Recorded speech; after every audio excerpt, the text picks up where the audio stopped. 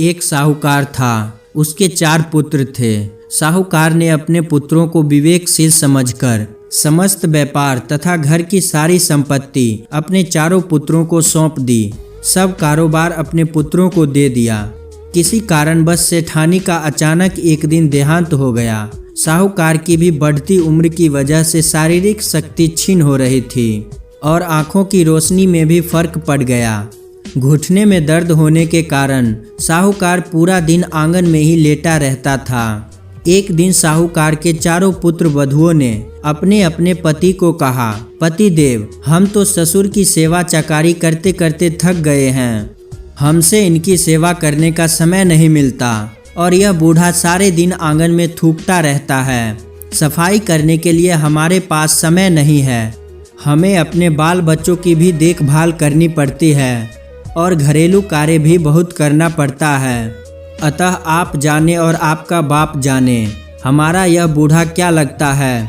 चारों ही भाई पिता के पास आए और बोले, पिताजी, आप सारे दिन आंगन क्यों बिगाड़ते रहते हैं? यह अच्छा नहीं है। पिता ने कहा, पुत्रों, बाहर जाने की मुझ में शक्ति नहीं है और थूके बिना रहा नहीं जाता।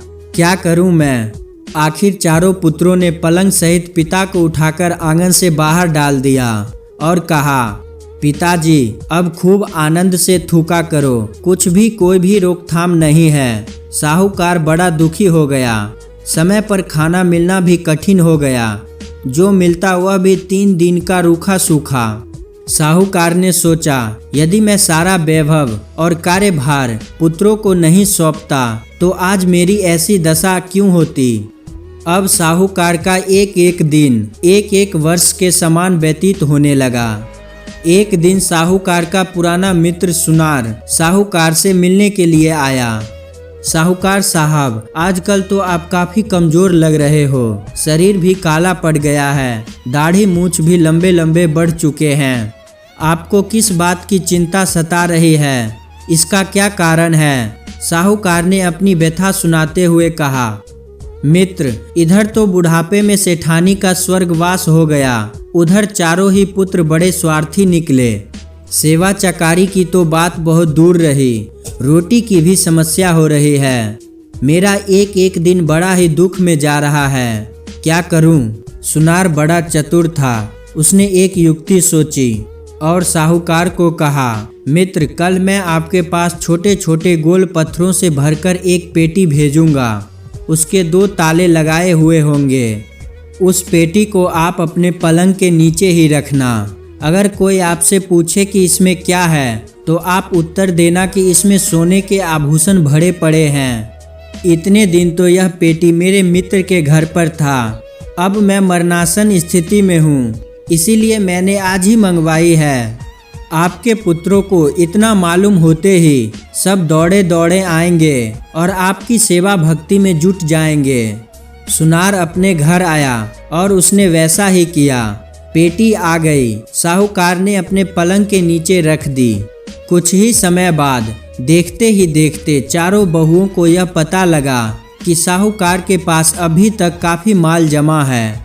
चारों ही दौड़ी दौड़ी आई और पूछा, ससुर जी, इस पेटी में क्या है? ससुर ने कहा, इसमें तरह तरह के स्वर्ण आभूषण हैं। इतने दिन मेरे मित्र के घर थे, आज ही मैंने मंगवाए हैं। यह सुनते ही तुरंत चारों बहुएं साहूकार की सेवा भक्ति में जुट गई।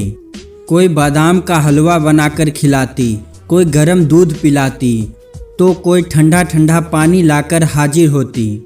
इधर चारों पुत्रों को भी यह पता लगा कि बुढ़े के पास अभी तक काफी धन संपत्ति है, तो चारों ही पिताजी की सेवा में पहुँचे।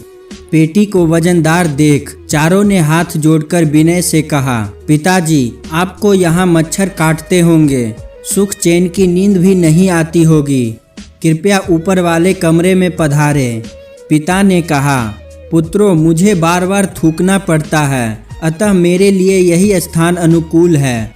पुत्रों ने कहा, पिताजी, इसकी आप चिंता ना करें, हमारे पास सभी प्रकार की व्यवस्था है। सभी पुत्र साहूकार को ऊपर ले गए और तन मन धन से उसकी सेवा करने लगे। साहूकार बोला, पुत्रों, मेरी पेटी मेरे पास ही रखना। जो अधिक सेवा करेगा उसी को यह सोने के आभूषणों की पेटी दूंगा। साहूकार की जिंदगी अब बदल गई और वो सुखी हो गया। दुख की घड़ियां उसकी समाप्त हो गई और उसे सेवा पानी में कोई कमी नहीं थी। काफी वर्षों बाद साहूकार का स्वर्गवास हो गया। चारों ही भाइयों ने सोचा, चलो अब तो उस पेटी को खोलें, उसमें क्या क्या माल निकलता है। चारों देवरानी जेठानी भी मन में अनेक कल्पनाएं संजोती हुई पेटी के पास आ गई। सभी एकत्रित हो गए और धन की आशा में आंखें फाड़ रहे थे। आखिर पेटी का ताला तोड़ के पेटी को खोला गया। तब अंदर निकले गोल गोल काफी सारे पत्थर। सब दंग रह गए। साहूकार को गालियां देने लगे। हाय, ससुर ने कैसा चाल चला, पहले पता होता तो क्यों इतनी सेवा चकारी करते और क्यों घर का माल गवाते। किंतु अब क्या, सारा संसार स्वार्थ से भरा पड़ा है। जब तक स्वार्थ होता है तब तक सब दौड़ दौड़ कर आते हैं, किंतु स्वार्थ के अभाव में कोई किसी को नहीं पूछता। अतः इस स्वार्थ भरे संसार में धर्म ही सबका संरक्षण है।